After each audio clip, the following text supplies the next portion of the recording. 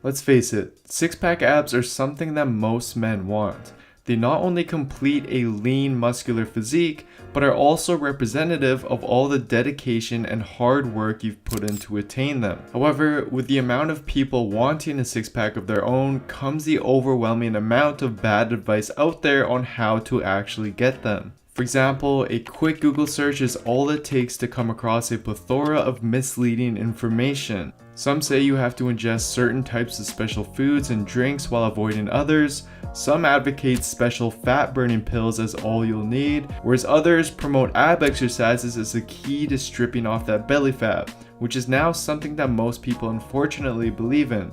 Well, coming from someone who has personally stripped off that belly fat to reveal my six-pack, I can tell you that none of those previously mentioned methods alone will help. In fact, taking just a quick look at the research proves my point. For example, this 2011 paper from the Journal of Strength and Conditioning Research found that 6 weeks of direct ab training 5 days per week had no effect on reducing belly fat in overweight subjects, simply meaning that no amount of ab exercises alone will get you a six-pack. So what should you do instead? The good news is that the real evidence-based way to get a six-pack is actually quite simple. And with the following 3 steps I'm going to cover, by the end of this video you'll have a complete game plan to get you there. Step 1 is the most important step and involves setting up your nutrition, which is going to be responsible for stripping off the excess fat that's covering your six-pack in order to reveal them. As many of you know, in order to lose fat, you must be at a calorie deficit. And the easiest way to create a significant calorie deficit is simply by eating less. Now, although you could theoretically do this by exercising more instead, that's actually much harder to do and sustain. For example, most people would find it much harder to burn an extra 500 calories daily by jogging for 40 minutes as opposed to just eating a little less, which is exactly why you need to prioritize your nutrition.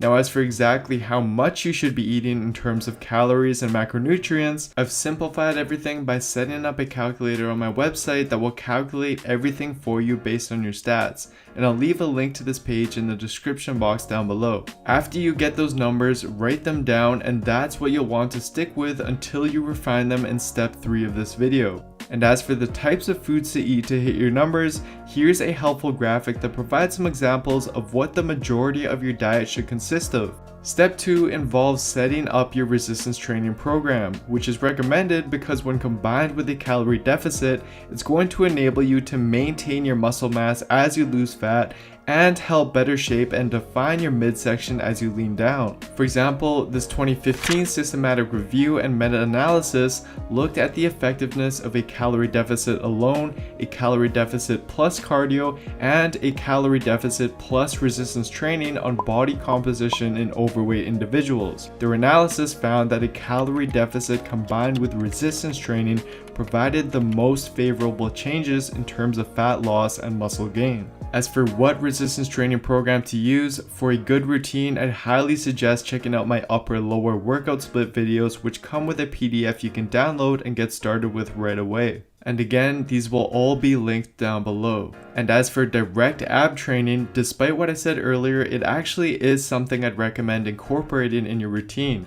The main reason is because compound movements and resistance training exercises in general don't stimulate the abs very well.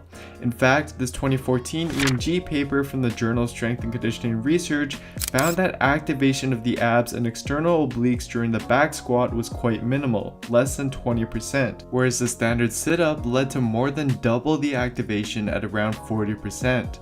So since the abdominals and obliques can be grown just like any other muscle, these findings mean that you should be training them directly, as this will improve their look once you strip off the excess fat covering them. My recommendation is to train them around 1 to 3 times per week with a mixture of both weighted and unweighted exercises, which can be done on your rest days and or after your main workouts, for example.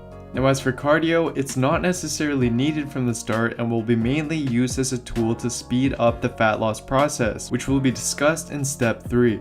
Once step 1 and 2 are in place, the last thing you need to do is monitor your progress throughout the weeks and adjust accordingly to ensure you're heading in the right direction. And you can start by simply weighing yourself every morning and tracking that over time. Multiple studies like this 2011 paper by Garth and colleagues have found that aiming to lose around 0.7% of your body weight per week is a sweet spot in order to maximize fat loss while minimizing muscle loss. For example, a 170-pound individual would aim to lose roughly 1.2 pounds per week.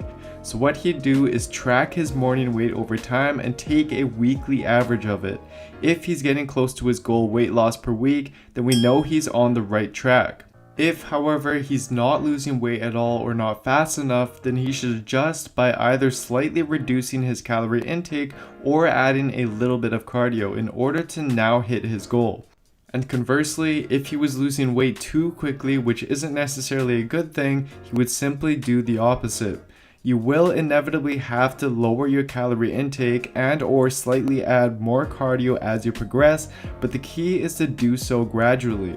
Also keep in mind that weight is just one measurement of progress. It's also important to assess how your strength is doing in the gym, how your body changes look in the mirror, and so on in order to get the most accurate depiction of your progress. So basically, you keep doing this until you reach roughly 12% body fat or below, which as you can see is the level of leanness you'll have to attain in order to see a well-defined six-pack.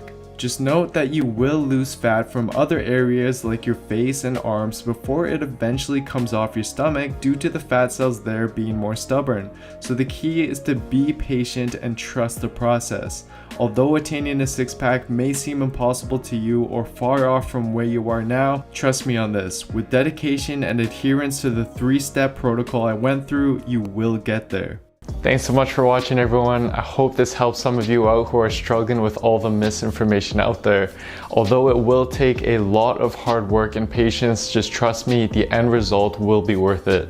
And if you're looking for an all-in-one evidence-based program that not only covers training, but also comes with a custom-built nutrition software to automate the nutritional adjustments you should be making over time in order to transform your body as efficiently as possible, then what you can do is simply head on over to builtwithscience.com and take my starting point analysis tool I have up in order to discover which program and which approach is best for you. Anyways, if you haven't already, I'd really appreciate a follow on Instagram. I post a lot of informative videos and content on there as well, which I think a lot of you will find useful. And if you enjoyed this video, then please don't forget to give it a like, leave a comment down below, subscribe, and turn on notifications for my channel as well, as this all really does help me out. Thank you so much, everyone, for the support. I really do appreciate it, and I'll see you next time.